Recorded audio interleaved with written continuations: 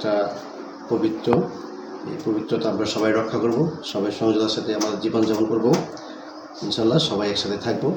সবাইকে ধন্যবাদ। আর সেকেন্ড কথা হচ্ছে যে আমাদের 17 বছর জীবনটা গেছিল একটা বিচ্ছিন্ন জীবন।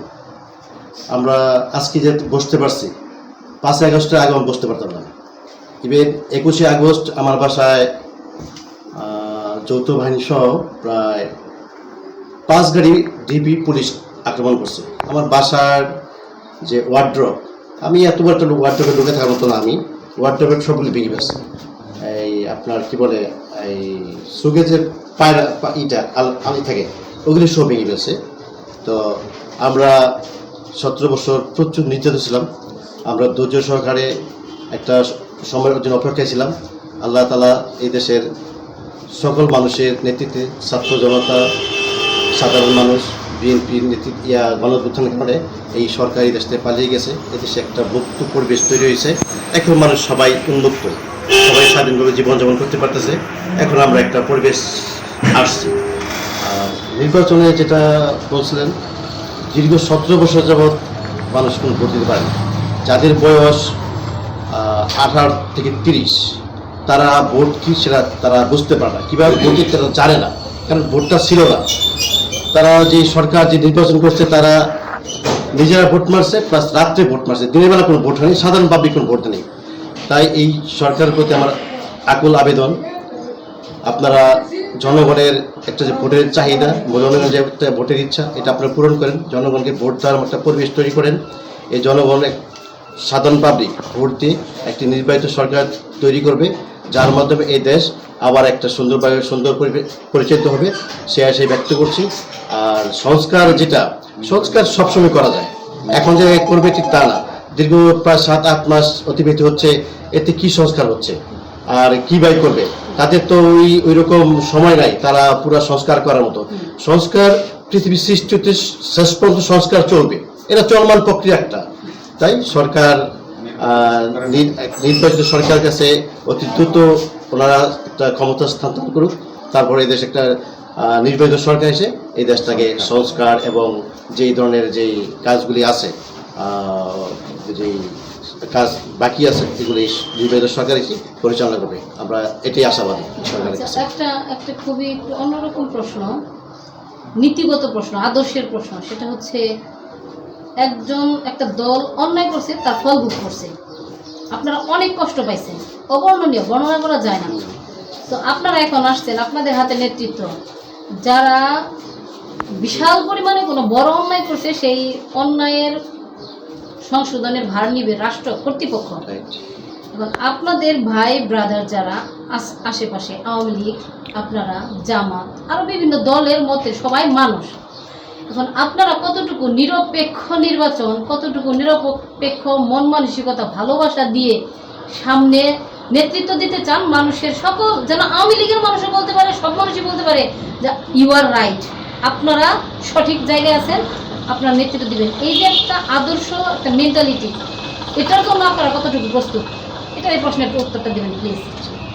আমাদের দেশ একজন তারেক রহমান উনি বলেছেন, রক্তচক্ষু বা ভয় দেখিয়ে নয়, মানুষের মন জয় করে ভোট চাইতে হবে। তা আমরা তার যেহেতু চেয়ার সৈনিক, আমরা তারেক রহমানের সৈনিক, আমরা মানুষকে ভালোবাসা দিই, মানুষের মন জয় করবো। আমরা কোনো এই রক্তচক্ষু বা জোর ভয় দেখিয়ে আমরা কোনো স্কোয়াচ করতে। আর আমাদের যে নীতি, আমরা সাধারণ মানুষের সাথে মিশে গেছি, আমাদের কারোর সাথে কারো রক্তচক্ষু ভয় দেখাতে হবে না, বা কারোর সাথে জোর জুলুম করতে হবে না। আমরা জনগণের ভোটের মাধ্যমে আমরা নির্বাচিত হব ইনশাআল্লাহ। তো আরেকটা শেষ কথা, আপনার রাজনৈতিক গুরু সম্পর্কে বলবেন, যার হাত ধরে পথ চলা, একটু বলবেন। যে আসলে যার হাত ধরে পথ চলা বলতে তো একটু ঝামেলাই, তা বিষয়টাই বলতে চাচ্ছি না। আমি এখন আমার যে নেতা, আমার যার সাথে আমি রাজনীতি করছি, বিএনপি নির্বাহী কমিটির অন্যতম সদস্য, বীর মুক্তিযোদ্ধা জনাব কাজী মনিরুজ্জামান মনির সাহেবের নেতৃত্বে আমরা রাজনীতি করছি। উনি বিগত 2বার তার শেষ প্রতীকে নির্বাচন করেছিলেন, যেটা গত সরকার আওয়ামী লীগ সরকার কোনো নির্বাচনই হয়নি। যেহেতু তারা বলছিল যে মানে সুশীল সমাজ বা দেশি বিদেশি একটা সময় বলছিল যে নির্বাচন না গেলে তো বোঝা যাবে না। তো এই 18 সালে আমরা নির্বাচন করেছি, সেটা আপনারা দেখছেন, আপনারা দেখেছেন, যথেষ্ট প্রমাণ আছে। যারা দিনের ভোট রাতে করে তারা সংসদ তৈরি করে দিয়েছে। তো সেই সময় উনি দুইবার নির্বাচন করেছিলেন, সংসদ যেতে পারেন, তখন ভোট হয়নি, জনগণের ভোট লাগে নাই বিদায় উনি যেতে পারেন। তো আগামীতে ইনশাল্লাহ যদি সুষ্ঠু এবং সুন্দর একটা নির্বাচন হয়, ইনশাল্লাহ জনাব কাজী মনিরুজ্জামান মনির সাহেব বিপুল ভোটে বিজয়ী হয়ে এদেশের রূপগঞ্জের দায়িত্বভার গ্রহণ করবেন। সর্বশেষ ঈদ উপলক্ষে যেহেতু একটা রেওয়াজ সবাইকে নিয়ে ঈদ উদযাপন করতে হয়, সো যারা গরিব আছে তাদের জন্য আপনাদের কি ঈদ খাদ্য সামগ্রী বা কি গিফট কিভাবে পাশে দাঁড়াবেন সবার? আমরা প্রত্যেক বছরই হয়তো এত বছর আমরা এই সাধারণ জনগণের পাশে ছিলাম অবচরে, যেটা আমরা প্রকাশ্যে আসতে পারতাম না, আসতে দিত না। তো আমরা আমাদের যে জিয়া মঞ্চের একটা থাকে, এই প্রোগ্রাম থাকে, আমরা প্রত্যেক বছরেই আমরা যেমন 15 আগস্টে এই দেশটি খালেদা জিয়ার জন্মদিন উপলক্ষে আমরা সেলাই মেশিন দেখি।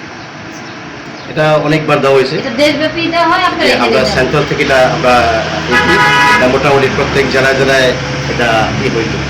কারণ সেলাই মেশিনটা ছোট জিনিসটা, এটা বড় একটা ব্যয়বহুল একটা দেখা যায় 10টা সেলাই মেশিনতে অনেক টাকা লেগে যায়। তো এটা আপনার সেন্ট্রালভাবে একটা ব্যাপক হারে আমরা এটা করতাম, আর জেলায় জেলায় আমরা অল্প অল্প সরাই করতাম। তো ঈদ সামগ্রী আমাদের সেন্ট্রাল থেকে আসছে, যে আমরা প্রত্যেক বছর নেই, এই বছর আমরা একটা প্রোগ্রাম করব, যেটা আপনার এই হয়তো আপনাদের সাথে নিয়েই করবো, রেখেই করবো, আপনাদের মাধ্যমে প্রচার করবো। এটা আমরা কিছু ঈদ সামগ্রী আমরা বিতরণ করবো। শুভেচ্ছা জানান এলাকাবাসীকে ঈদের। অবশ্যই ঈদের অগ্রিম শুভেচ্ছা রইল। সবাই ভালো থাকবেন, সুন্দর থাকবেন, সবাই যার যার মতো থাকবেন, আর সবাই আমার জন্য দোয়া করবেন, আমি আপনার জন্য দোয়া করি। সালাম। অলরেডি 7টি রোজা চলছে আজকে। আজকে 7টি রোজা, কয় রোজা আজকে? আজকে 7টি। আচ্ছা, 7 রোজার মধ্যে আপনার কাছে এই রোজার সবাই এবারের রোজা অন্যান্য বছরের তুলনায় কেমন লাগছে? আলহামদুলিল্লাহ খুব ভালো চলছে। আচ্ছা, আপনি কি সব রাখছেন? না, আমি সব রাখছি 7টা। আচ্ছা, আমার একটা প্রশ্ন, রোজার মধ্যে কি শুধু মানে খাবার গ্রহণেই বিরত থাকবে, নাকি আচার আচরণ, আধ্যাত্মিকতা, মানুষের সাথে আচার ব্যবহার, এই যে এভরিথিং সংযম, মানে সকল সাইডে সংযম, এ বিষয়ে একটু আপনার এলাকাবাসীকে আপনি কি বলবেন? না, সবাই ইনশাল্লাহ এবার যা চলতে আছে ভালোই চলতে আছে।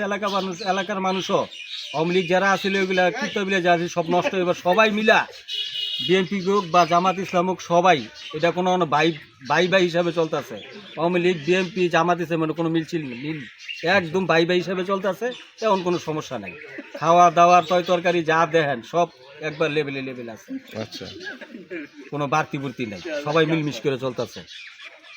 আচ্ছা, তো আপনি একটা কথা বলবেন যে এই যে সামনে যে নির্বাচন ডিসেম্বরের কথা বলা হচ্ছে, তো নির্বাচনটা দ্রুত দিলে ভালো হবে নাকি সংস্কারের জন্য আরো সময় নিলে ভালো হবে? আপনার মন্তব্য কি? মন্তব্য হইলো এটা আল্লাহর রহমত থাকতে হইব। এটা আল্লাহ কিভাবে কারেক্ট চালাইবো এটা হ্যাঁ বলতে পারবো।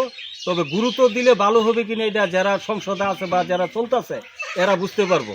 ইয়ার মধ্যে গুরুত্ব দিলে ভালো হইব না একটু পরে দিলে ভালো হইব। জনগণ কি চায়, আপনারা নেতাকর্মীরা কি চান? আমরা নেতাকর্মীরা জনগণ চাইতেছি যে একটু সামনে মানে গুরুত্ব দিলেই মনে হয় ভালো হইব দেশটা।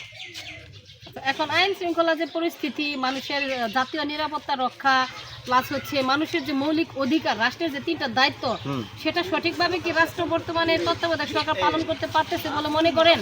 জি, অনেক যেভাবে চলতে আছে এটা সঠিকভাবে চলতে আছে, এটা কোনো সমস্যা নাই। এরকম চললে দেশ আর উন্নত হইবে। আচ্ছা, তাহলে আপনারা মানে এই যে ডিসেম্বরের নির্বাচনের কথা বলছে, তাহলে আপনার নির্বাচনকে কেন্দ্র করে আপনার বার্তা কি থাকবে জনগণের জন্য? আপনাদের প্রস্তুতি কেমন? এই জনগণের পরিস্থিতি এইটাই চাইতেছে যে নির্বাচনটা দ্রুতই হয়ে যাক। আচ্ছা, তাড়াতাড়ি হয়ে যাক নির্বাচনটা, জনগণ চাইতেছে। আচ্ছা, নিরাপত্তার ব্যাপারে এলাকাবাসী যে ডাকাতি, চুরি, ডাকাতি, ছিনতাই, আপনার এলাকা কেমন? আমগো এলাকা খুব ভালো। মানে ওইরকম কোনো কিছু এখনো না, হয় নাই? এখনো হয় নাই। জি থ্যাংক ইউ, আপনি সালাম দিয়ে শেষ করেন। হ্যাঁ? আচ্ছা, এইবারের যেহেতু রোজা অলরেডি 7টি চলছে, হুম। বাকি রোজা জন্য মানুষের কাছে আপনার আহ্বান কি? ঈদ সহ ঈদ সহ বাকি রোজা যে আছে আল্লাহর রহমতে করব সবাই, ঈদও বাই বাই হিসাবে সব হাসি খুশি ভাবে ঈদ করব। তার মানে আপনি বলতেছেন যে আওয়ামী লীগ, জামাতে ইসলাম, বিএনপি সবাই একসাথে ঈদ করবে? একসাথে আমরা ইনশাল্লাহ করব। ভালো লাগছে, সম্পৃক্ত, থ্যাংক ইউ। যাক, ধন্যবাদ আপনাকে। একজন ভালো মনের মানুষ পেলাম, সবাই মিলেমিশে থাকেন। জি, একটু দুলাল